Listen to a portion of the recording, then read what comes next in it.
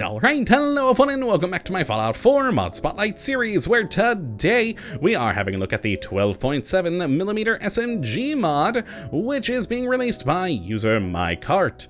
And what this glorious little piece of work looks to add into the game is, well, the 12.7mm SMG from Fallout New Vegas. And oh my, I love this thing. As you all probably know by now, I'm a sucker for whenever modders add into the game weapons from previous entries in the Fallout franchise, and this was an entertaining gun back in New Vegas, so I do appreciate having it in the Commonwealth now. So let's have a look at what we do get here in the Pip-Boy, and it is a pretty good looking gun. I very much do like the texturing and modeling on this thing. It is pretty awesome. And as for its stats, it'll do a base level of 48 damage with a 50 caliber round with a firing rate of 90, range of 107, accuracy of 65, and a weight of 9.6. Now as for the modifications, they're a bit lacking, to be frank, but they are serviceable. I hope that maybe we might see some more modifications, especially in the sights category, as at the moment there's only 2, but still you have enough variety in there to make things like a slightly more damaging compact version, or of course a highly damaging for this mod, a stealth version of the gun right here, and that's the most powerful. I was able to make this thing at 96 points, so definitely a sort of early to mid-game weapon, though with the firing rate on this thing, it probably would still be pretty serviceable in a near-end game, which I mean, 127 fire rate on this, it's pretty good. Now, as for how you get your hands on one of these, sadly it isn't added into the level to loot list, but it is purchasable. Now let me go look at my other monitor here real quick to make sure I'm not gonna mislead you and tell you the wrong place. You can buy this at Diamond City Weaponry, the Drumlin Diner, and Cleo's Shop. Anywhere else will not be selling it, but you can purchase it from one of those 3 fine establishments and have yourself a beautiful 12.7mm submachine gun of your own. So let's go take a look at the modifications we have for this thing. So let's head to the weapon workbench and into the standard one here. Now in the receiver category, it's your pretty usual stuff here, from standard receivers to heavy frames, hardened, armor piercing, etc. So the typical thing, so whichever you're looking for damage and fire rate wise, this is what you'll find here. Now in the barrel category, we have the standard barrel or a heavy barrel for improved hip fire accuracy.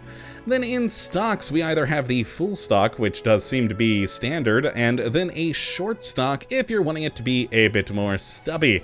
Now, this one is the one that says standard, but every one that I've seen in a store, and also all the ones I've spawned with console commands, always have the full stock. I've yet to see one with the short stock, so that's why I left it on this one.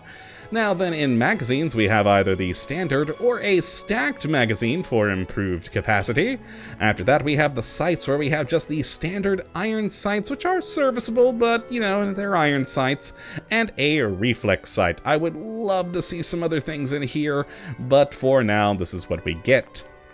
And finally, in muzzle, we either have nothing, a compensator, or a suppressor if you like being a little sneaky, which is always nice to have. And that is it for the modifications here. So let's go take a look at this in use, and the standard one, and let's get down the iron sights. I mean, they're serviceable. They're iron sights. I'm never the biggest fan of iron sights, but they do work. And let's check the fire rate. And there you go. Now you can see the animation is a reused animation that already exists in the game, which doesn't match quite well with this gun. And the mod page does say that there may potentially be a animation in the future, but for now, this is what we get. All in all though, a good solid submachine gun with a good fire rate. Now let's go over to the Compensated Hair-Trigger one without the stock, and does have a very nice reflex sight on there. And look at how fast that was! Now this one also has the stacked magazine, which doesn't add a whole lot more ammo. It goes from 21 to 27, but hey, I mean, any more ammo is good. And I mean, come on, just look at that friggin' fire rate. It's wonderful. And there we go. Now let's try the last one here, the suppressed version. And fire. Alright, again, just choose through rounds. That's why even though it's kind of lower in damage, at this one doing 96, with that fire rate, you can take down some stuff pretty nicely with this thing. So let's go and do some shooting at our usual test subjects of Randy and Will. And you know what? We'll do the suppressed one with Will here, and then the compensated with Randy. So let's get across the water, because, well, it is a submachine gun. It's not exactly the longest range of weapon. Hi, Will! And goodbye, Will. Oh, one good solid burst, and he is down. Wonderful. All right, now let's switch over to the compensated one and take out Will. Or no, this is Randy. Randy, wrong animal. You'd think I'd know by now. Hi, Randy! And there we go. Firing down sight. Took him down pretty nicely.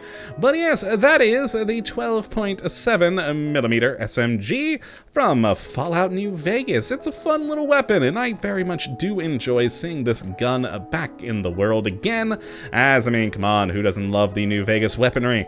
It's just entertaining. So if you would like to have a look at this weapon for yourself, you can have a look at the link in the description as per usual. But that, my friends, is going to be it for this episode today. So I hope you have enjoyed and that you do come back for the next. But until that time, thank you for watching. And as always, have a good one.